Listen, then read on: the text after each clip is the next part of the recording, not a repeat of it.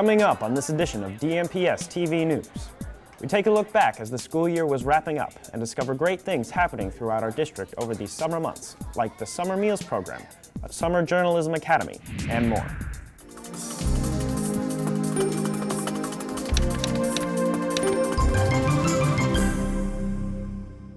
Hi, we're back with a new episode of DMPS-TV News. I'm your host, Travis Reinders.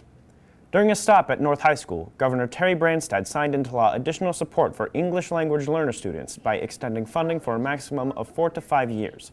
Additional support for ELL students was a top legislative priority of DMPS during the 2013 legislative session. The centerpiece of the education reform bill is better utilizing teacher leadership to raise student achievement. Teacher leadership is not a silver bullet, but it can drive other crucial reforms. Iowans should be proud of what we've accomplished together and what we stand to accomplish for Iowa children in the decades ahead. And now it is a great honor and a privilege to sign this historic piece of legislation here at North High School. Thank you. The governor was joined by several North students along with Lieutenant Governor Kim Reynolds and several legislators, state officials, and school district leaders from across Iowa. Des Moines Public Schools earned its third major environmental award of the year, most recently being presented with the Governor's Iowa Environmental Excellence Award. DMPS was earlier named the Energy Star Partner of the Year by the EPA and received the Green Ribbon School Award from the U.S. Department of Education. The Des Moines Public Schools efforts span multiple areas, including reducing environmental impacts and costs, improving student and staff health, and providing effective environmental and sustainable education. Finally, the district is implementing groundbreaking initiatives in environmental and sustainability education, incorporating these concepts into all grade levels. Congratulations, Des Moines Public Schools. This is actually the third award this year for our efforts. And again, just another indicator that the Des Moines Public Schools is a leader not only locally but nationally in energy conservation strategies and methods.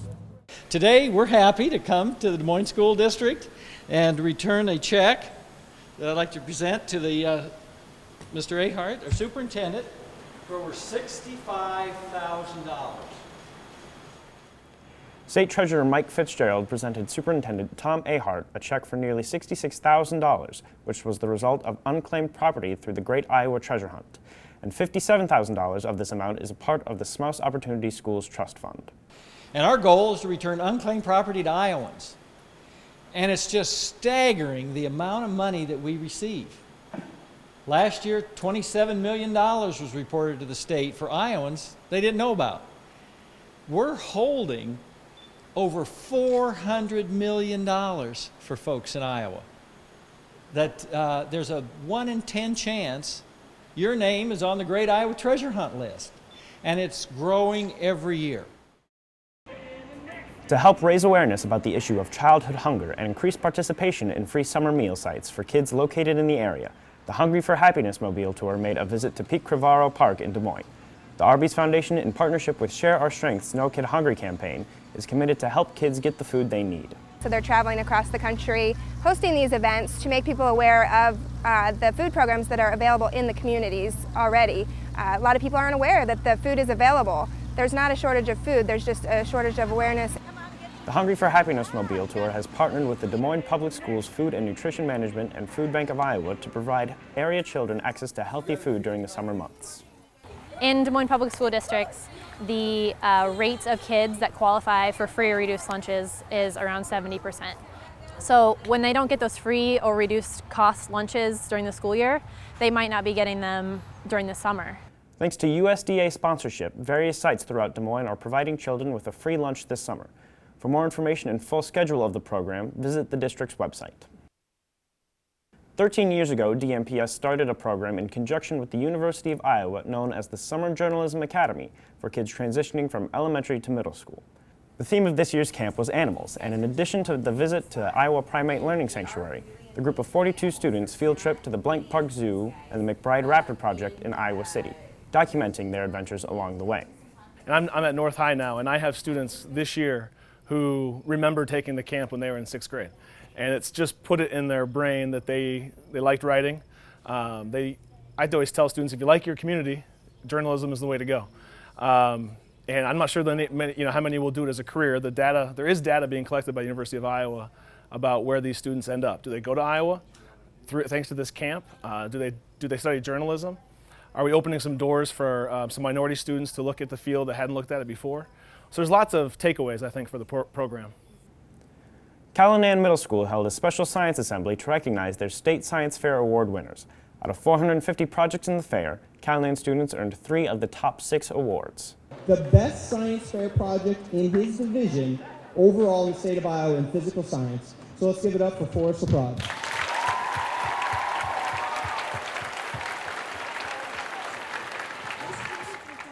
Students from Callanan's Science-Bound program worked together to make their very own weather balloon, which they launched at the end of the school year. Thanks to a GPS tracking device, the group was able to track the balloon during its voyage, which ended near Sigourney, Iowa, nearly 90 miles from where it was released. As the school year was coming to a close, Gitz School recognized students of East High School for their big boost in school attendance.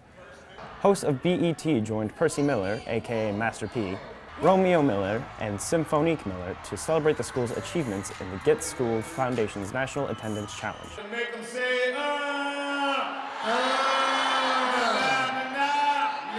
East is one of just 5 middle and high schools in the nation that were recognized for its achievement. The Miller family and guests took turns to encourage students to stay in school and further their education.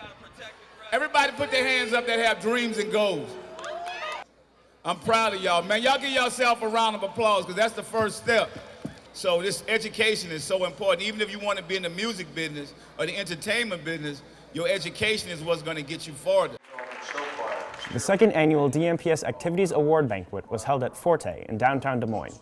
A male and female athlete from each of the 5 DMPS high schools were recognized in each category, ranging from the Most Outstanding Performing Arts Award to the Scholar Athlete of the Year Award and the Most Outstanding Citizenship Award.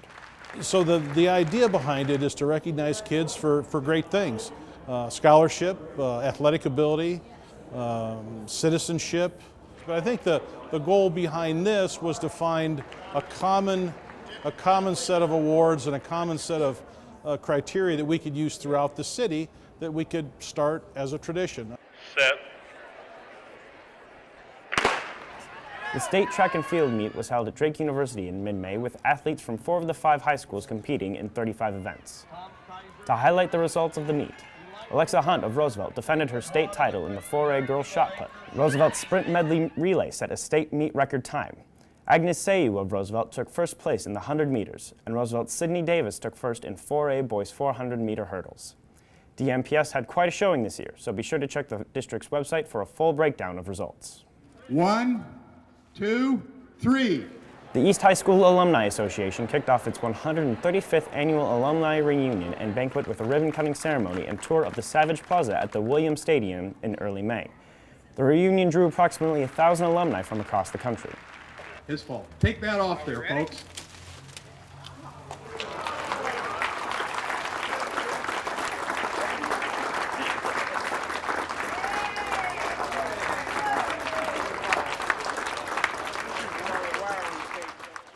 One of the original Freedom Riders of literary and cinematic fame stopped by Amos Hyatt Middle School to share his story and speak with the students about the importance of their education. The Freedom Riders Diary is a collective journal written by a group of troubled students from Long Beach, California in 1999 about all the obstacles they faced just to complete high school. It was ultimately published and later adapted into a major motion picture in 2007. Tony Becerra spoke to Hyatt students about overcoming obstacles and the value of writing. Education is the key, and they can overcome anything, and just kind of getting out of bad situations, clinging on to good people and good things and stuff like that, and hopefully a couple of little things snuck in there, and they listen and they try to do good. On the same day, Hyatt students headed outside to plant vegetables in the garden after the school received a $500 youth garden grant sponsored by the Home Depot and presented by the National Gardening Association. Some of the students involved with the garden were also involved with the Breaking Bounds project at Hyatt, which aims to support students who face obstacles that may interfere with their education. And they have come together for about the last 8 weeks and done employability training, leadership training, and this is their community service piece. So it's to plant and learn about how to sustain it and when to come out and harvest certain things. Girl, I don't care. As the summer was fast approaching, many students in the district were considering summer jobs. Hoover and East High Schools hosted the first annual Youth Opportunity Career Fair.